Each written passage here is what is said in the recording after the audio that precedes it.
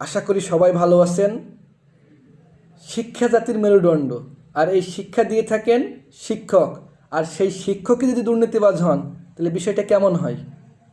প্রতিটি শিক্ষা প্রতিষ্ঠানে কিছু কিছু শিক্ষক আছেন যারা ক্লাসে ভালো করে পড়ানো না, ক্লাসও ঠিকমতো নেন না। তো ওই সব শিক্ষকের নিজস্ব কোচিং এবং প্রাইভেট ব্যাচ আছে, এখানে অনেক ভালো করে পড়ান। এখানে আসলে ভালো করে পড়ান না, ডিরেক্ট প্রশ্নপত্র দিয়ে দেন। তো আসি সেই কথায়, এখন নভেম্বর মাস চলছে, আপনার প্রতিটি প্রতিষ্ঠানে বার্ষিক পরীক্ষা এবং 2026-এর এসএসসি পরীক্ষার্থীদের টেস্ট পরীক্ষা হচ্ছে। তো ওই সব শিক্ষার্থীদের যাদের ওই ব্যাচে বা প্রাইভেটে পড়ে তাদের ডিরেক্ট প্রশ্ন দিয়ে দিচ্ছেন। তো দেওয়ার ফলে কি হচ্ছে, ওই সব কোমলমতি শিক্ষার্থীদের মেধা বিকাশের বাধা দিচ্ছেন। এদের ভবিষ্যৎটা অন্ধকার করে দিচ্ছেন, এটা আপনাদের মাথায় থাকা উচিত।